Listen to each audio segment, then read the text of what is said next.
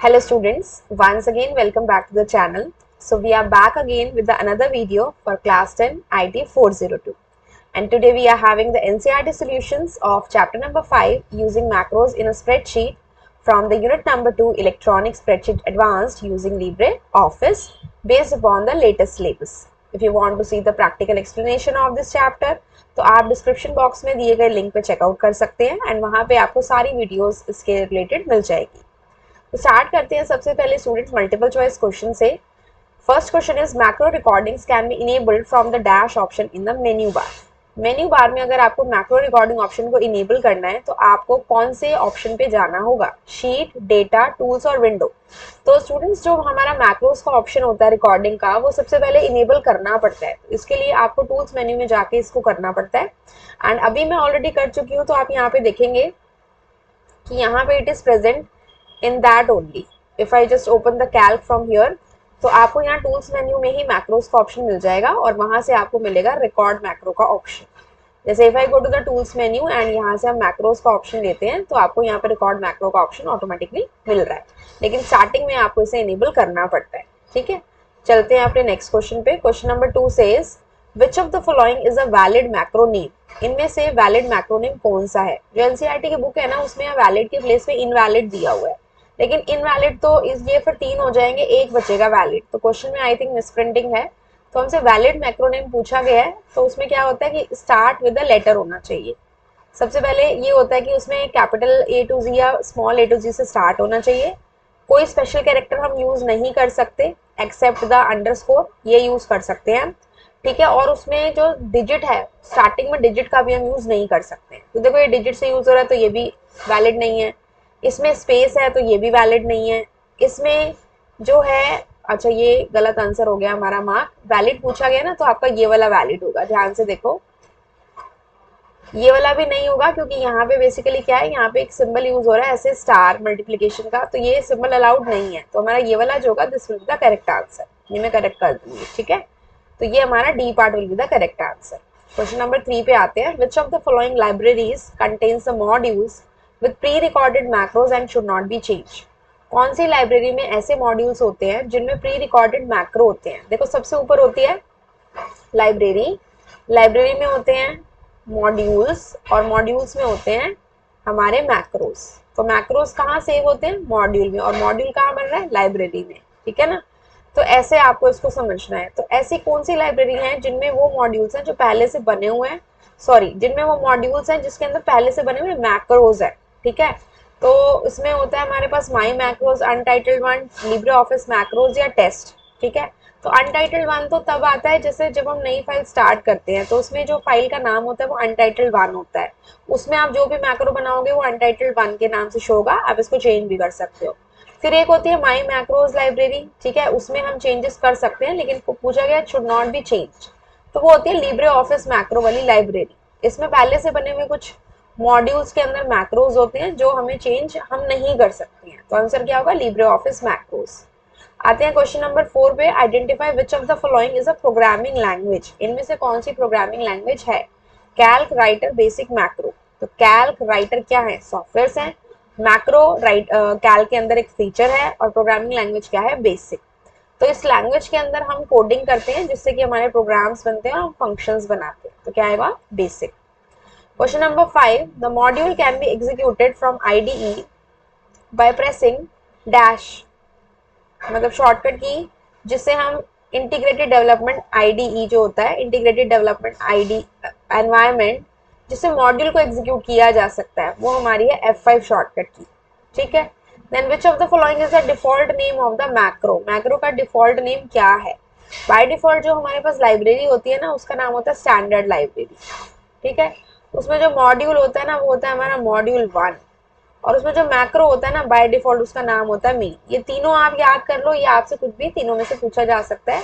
By default library का name क्या है, बाय डिफॉल्ट मॉड्यूल का नेम क्या है, और बाय डिफॉल्ट आपके मैक्रो का नेम क्या है? So that is main.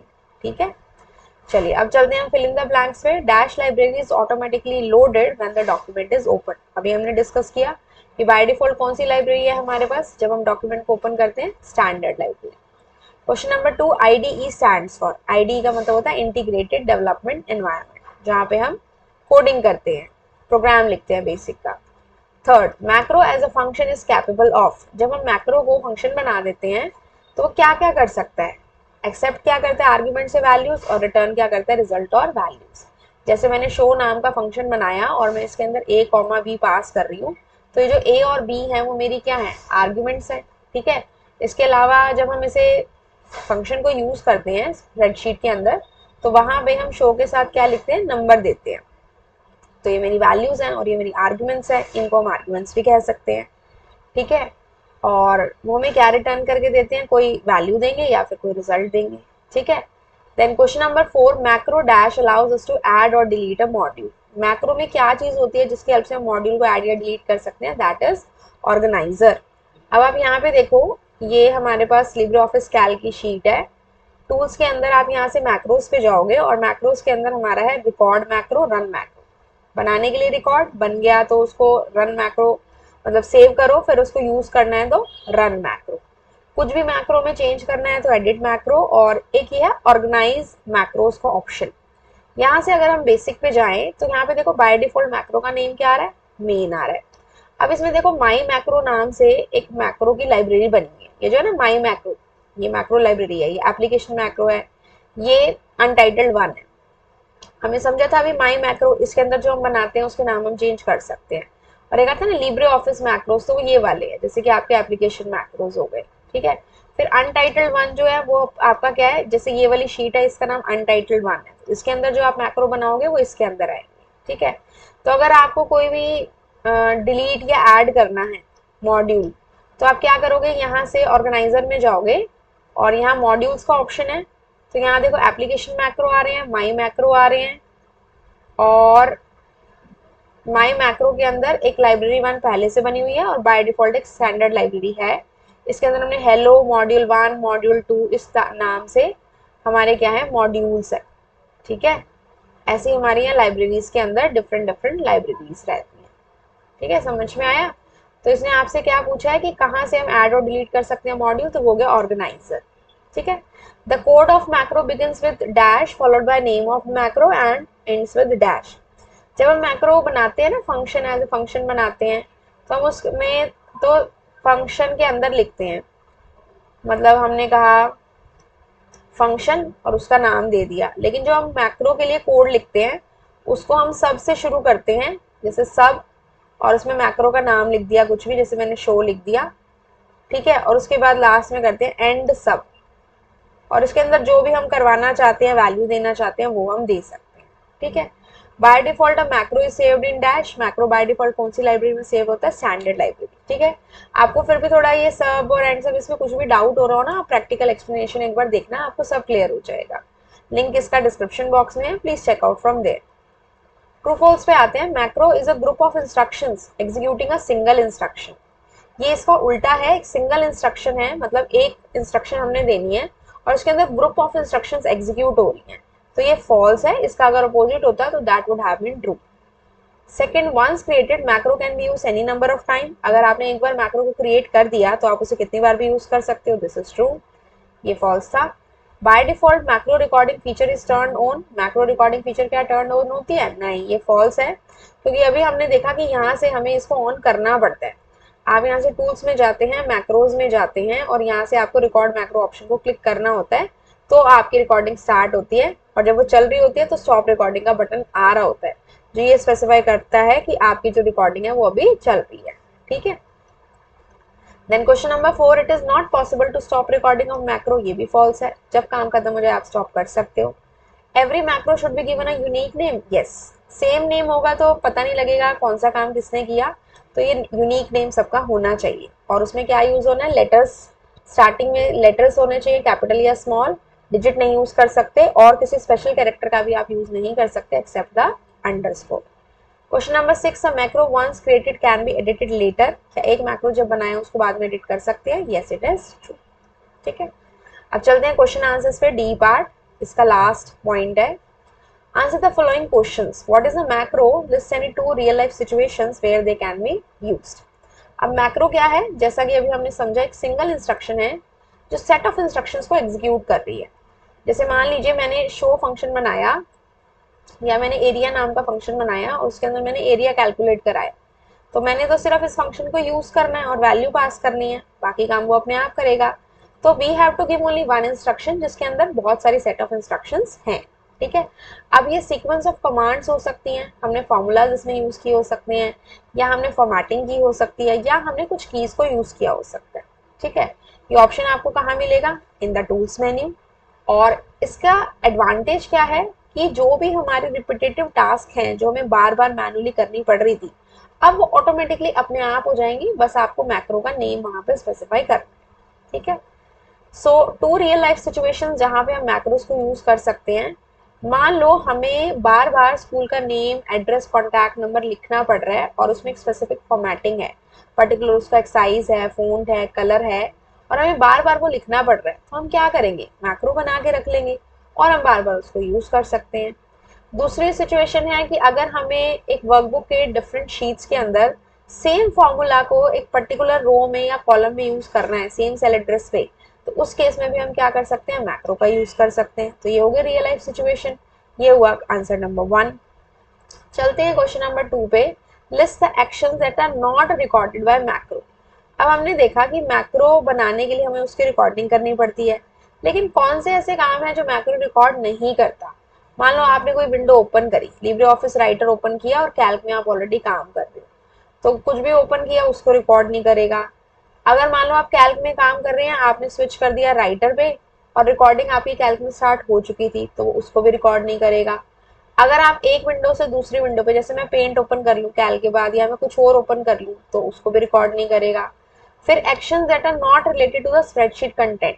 कोई भी ऐसा काम जो स्प्रेडशीट के कंटेंट से रिलेटेड ना हो, जैसे कि मैक्रो ऑर्गेनाइजर में चेंज करना है, ऑप्शन डायलॉग बॉक्स में चेंज करना है, या कुछ भी कस्टमाइजेशन करनी है, तो वो चेंजेस ये रिकॉर्ड नहीं करेगा। मतलब जो शीट के ऊपर आप काम कर रहे हो ना, मेनली वो रिकॉर्ड होता है। प्लस इसमें ये भी ध्यान रखना है कि अगर वो आपने कीबोर्ड से किए हैं तभी वो रिकॉर्ड होंगे, अगर लेकिन माउस से अगर रिकॉर्ड किए हैं, मतलब माउस से काम किया, तो वो चीज आपकी रिकॉर्ड नहीं होती है। ठीक है, not when the mouse is used. Then macro recorder सिर्फ कैल्क और राइटर में काम करता है और किसी में नहीं करता है। ठीक है, ये ध्यान रखना है आपने। Question number 3, how is Libre Office macros library different from my macros? अभी हमने देखी थी माई मैक्रोज लाइब्रेरी, उसके अंदर हम अपने मैक्रोज बना सकते हैं, उसमें चेंजेस भी कर सकते हैं। ठीक है, जैसे हमारी रिक्वायरमेंट है। लेकिन जो लिब्रे ऑफिस की मैक्रोज लाइब्रेरी होती है ना, उसके अंदर पहले से बने हुए कुछ मॉड्यूल्स होते हैं जिनके अंदर पहले से कुछ बने हुए मैक्रोज होते हैं, आप उनको चेंज नहीं कर सकते। लेकिन ये वाले हम बनाते हैं या ऐड करते हैं, तो हम इन्हें चेंज कर सकते हैं। ठीक है, वेरी इजी। फिर आता है प्री डिफाइंड फंक्शन और macro as a function. Calc में कुछ प्री डिफाइंड फंक्शन होते हैं, आपने 9th में पढ़े थे, जैसे कि सम, काउंट, एवरेज।